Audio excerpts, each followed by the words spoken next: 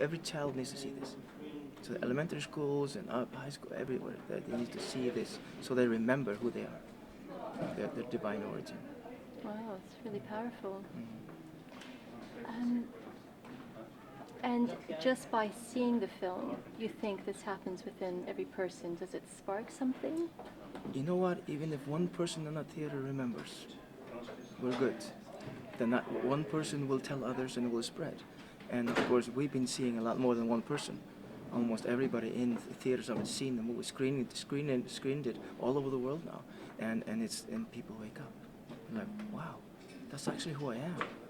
So the message is very strong, and it comes out. I mean, Michael and Maura did a fantastic job of kind of subconsciously getting the message to the people. So there's so many facets of the movie, and people just wake up. Right. I'd like to talk a little bit about you. You say you teach Kabbalah. For people who don't know what it is, could you, in simple terms, describe it? Well, number one, I'm a metaphysician. So I teach metaphysics, which is basically study of life, of God, of everything. But our main thing is joy. Everything is about joy. If you don't have joy in life, so you're not on the joy vibration, which is the vibration we should be on, the divine vibration of Earth. So we fine tune. Some people are on the FM lower vibration. You need to be up here in AM and feel the godliness. So that's why we meditate. We feel it when we listen to good music, or we see a sunset or sunrise, something like that lifts us up. So the science of metaphysics is about doing that constantly every day, and having joy every day. Kabbalah is just one tool. Kabbalah is like what I teach is non-dogmatic, it's universal Kabbalah, which was there before all religions. So it's a very powerful way of harnessing your mind, and 'cause everything is in the mind. I mean, the mind is always in our way, actually. So Kabbalah quiets you down and gets you more explosive in life, more, manifesting your dreams. And how do you tune into this joy frequency every single day, in every moment of your life? Is that possible? Yes, it is. I live this every day. And people who know me, I'm always doing things. I'm a producer, I'm a musician, I'm an actor, I'm a stuntman. I travel around teaching. My school is in 45 countries right now. So I'm active. I work 16 hours every day non-stop. And that's from this joy level. And when you have joy in everything you do, it doesn't matter what you do. You never get tired, you're always working. And of course my main work now is peace. I'm working in Japan. We were up there after the earthquake on the 4th day. So we've been helping people in humanitarian work. Did that before that in Philippines and Malaysia and other countries. So, it's about taking care of our family on earth. And that's, when you have the joy, you can do that. What tools, everyday tools, can people use to be able to tune into that joy? First of all, stop thinking badly about yourself. You are God goddess. Don't put yourself down. You are perfect. Instead of always, I suck, whatever. Don't do that. Start reversing that. Now we can do that in many different ways. I do it often with cooking. Just going into the kitchen, putting something together. I feel better about myself, And that's simple. But also science of meditation and going maybe deeper, you can do that. But meditation doesn't have to be complicated. Just taking a time and just breathe. That's meditation. Listening to good music, Tom Jones, Hello Pussycat, anything, any music, whatever you like. You listen to that, relax, and just let it flow in your body. And take time off from the world. So, every day we can do something. But of course, I say, me and my wife say, every day we find something to have joy about. What gives me joy? So I wake up in the morning and I'm going to eat breakfast. Well, I really feel like ice cream. Well, I'm going to have ice cream. That gives me joy. So.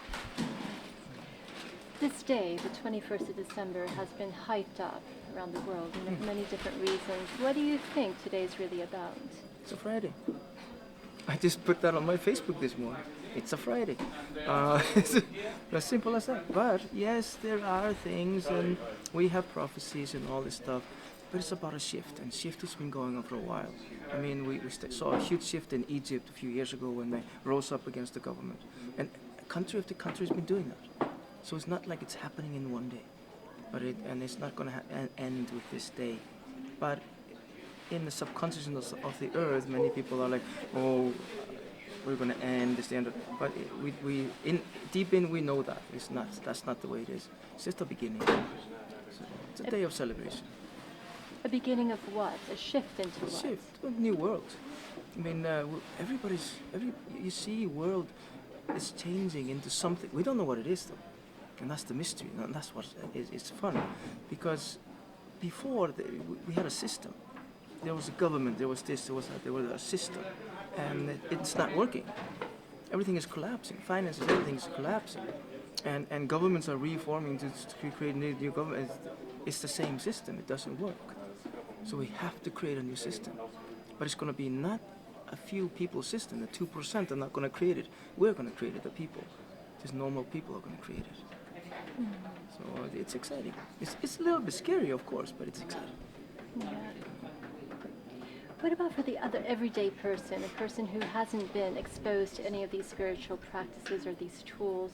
What would you tell him that he can do to maybe start to work towards a place of joy, as you described? Well, start with a list of things that bring them joy.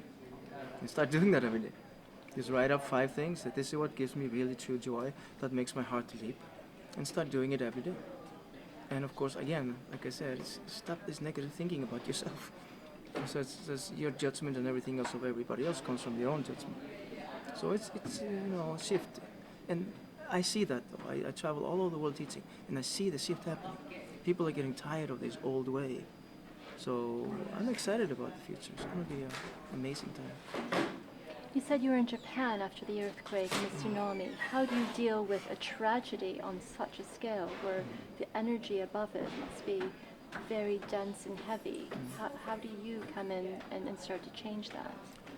Well, we came in on the 4th day. We just with food and water and just helping. And we almost every day since then, and we're still doing it because 2 years later, almost nothing's happened. Almost nothing changes. And actually right now it's getting worse because people they don't have homes, they don't have jobs, they don't have anything. So what my organization, I have a non-profit organization, we go in there and we just give people hope. We are there. We tell them, hey, you're not alone, we're coming. I have a medical team that goes in. We have healers that go in and do massage and such things like that. And it's, just be there for them. Right now we're focusing on trying to get them into houses. So we have these geodesic domes that are solar wind powered, create their own water and food. A totally unique concept. And these domes are going to be presented in Japan beginning of next year. The first domes is coming up. So people can see, oh, there's some hope. I can live somewhere. But it's very hard. You can't say to someone, oh, I'm sorry, you lost everybody and everything. But you can be there. Just be there for them. Because they're our family, they're our brothers and sisters. Yes. On an energetic level, is there something you can do? Spread the joy. Joy is the highest energy. And joy creates love, love creates compassion. So when the joy is there and you spread it, they feel that. And a lot of these people have lost everything. They have nothing. Everybody's gone in the tsunami. And they still see us coming over and over and over. They start realizing, yeah, I'm not alone. So that's very valuable to me. Thank you. Thank you. Thank you very much. Thank you.